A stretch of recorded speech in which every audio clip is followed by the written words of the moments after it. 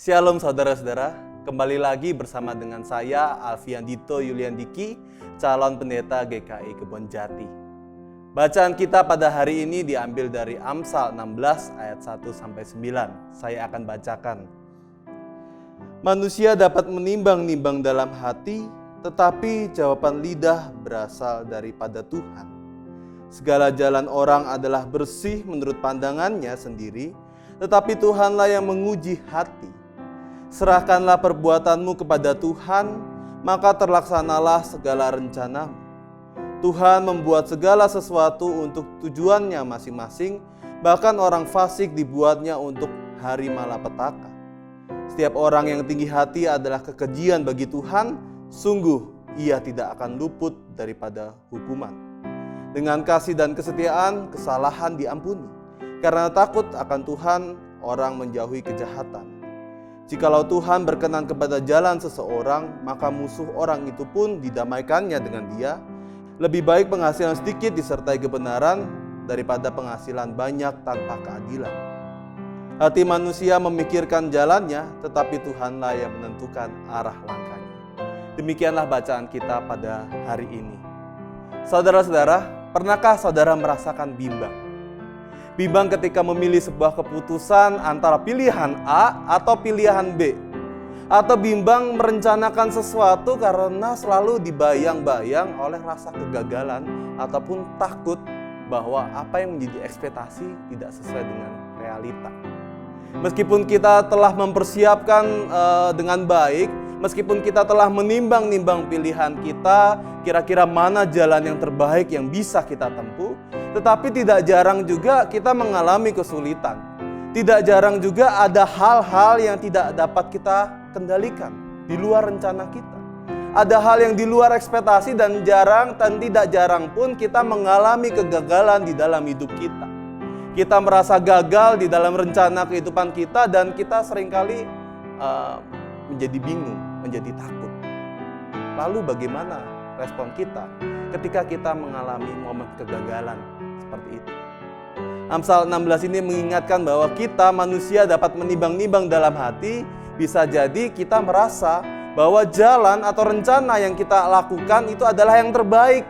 Sepertinya jalan yang kita lakukan ini mulus tanpa halangan seperti di ayat kedua. Tetapi nyatanya apa yang akan terjadi di dalam masa depan kita mungkin tidak sama sekali bisa mengiranya. Hal yang bisa kita lakukan adalah antisipasi. Yang kita lakukan hanya bersiap-siap, tetapi pada kenyataannya adalah hal yang bisa kita lakukan adalah menyerahkan perbuatan kita, menyerahkan rencana kita kepada Tuhan, dan dikatakan di ayat 3, maka terlaksanalah segala rencana. Yang kita bisa lakukan hanya menyerahkan seluruhnya kepada Tuhan. Nah, menariknya saudara-saudara, pemaknaan tentang maka terlaksanalah segala rencanamu ini perlu dipahami dengan lebih hati-hati. Karena jika kita mengutip ayat 3 ini saja tanpa memperhatikan ayat selanjutnya atau sebelumnya, maka kita bisa saja memiliki pemahaman yang mungkin tidak bijak. Misalkan ketika kita membuat sebuah rencana, kita berdoa, kita seakan menyerahkan kepada Tuhan, menyerahkan rencana itu, tetapi ternyata ketika apa yang terjadi tidak sesuai dengan ekspektasi kita malah menjadi menyalahkan Tuhan. Kita malah menjadi bertanya-tanya, mengapa rencana kita tidak sesuai dengan kenyataan. Dan pada saat itu kita lupa. Pada saat itu kita seakan-akan justru menuntut Tuhan untuk mengabulkan atau menjalankan rencana yang telah kita susun secara persis sesuai dengan bayangan kita sendiri atau rencana kita sendiri. Namun jika kita melihat ayat selanjutnya, ayat ini sebagai satu kesatuan, penulis Amsal juga mengingatkan kita pembacanya. Pertama-tama, Tuhan membuat segala sesuatu itu punya tujuannya masing-masing. Di luar rencana kita, Tuhan juga punya rencana sendiri, punya tujuan sendiri bagi setiap umatnya. Yang kita yakini adalah rencana Tuhan itu pasti baik. Tetapi meskipun baik, belum tentu juga enak dan nikmat kita jalani. Bisa jadi rencana yang baik tersebut mengharuskan kita berjalan di tengah tekanan, di tengah tantangan atau di tengah kegagalan. Seperti Daud ketika menyanyikan lagu Gembala yang Baik. Meskipun dia sedang berada di lembah kekelaman, ternyata dia merasakan kebaikan Tuhan. Yang nomor 2 adalah kita bisa melihat bahwa jikalaupun kita melakukan kesalahan, Tuhan pada dasarnya itu mengasihi kita. Pada dasarnya Tuhan setia kepada kita dan kesalahan kita pun diampuni seperti pada ayat 6 katakan. Kegagalan atau kenyataan yang tidak sesuai dengan rencana kita tidak selalu diartikan sebagai hukuman karena kurangnya iman kita. Karena kita kurang beriman, bukan. Tetapi karena Tuhan sejatinya adalah Allah yang maha pengasih. Allah yang setia kepada umatnya. Kesalahan kita pun diampuni. Dan kenyataan yang tidak sesuai dan harapan kita ini merupakan jalan yang harus kita tempuh. Bukan karena hukuman, tetapi dalam rangka mengembangkan dan bertumbuh dalam kedewasaan iman. Bahkan refleksi kita kepada Tuhan di tengah kondisi tertekan, depresif, mencerminkan sebuah relasi keintiman kita dengan Tuhan. Bagaimana kita merefleksikan Tuhan di dalam kehidupan kita. Nomor 3, kita melihatnya di ayat 9. Hati manusia memikirkan jalannya,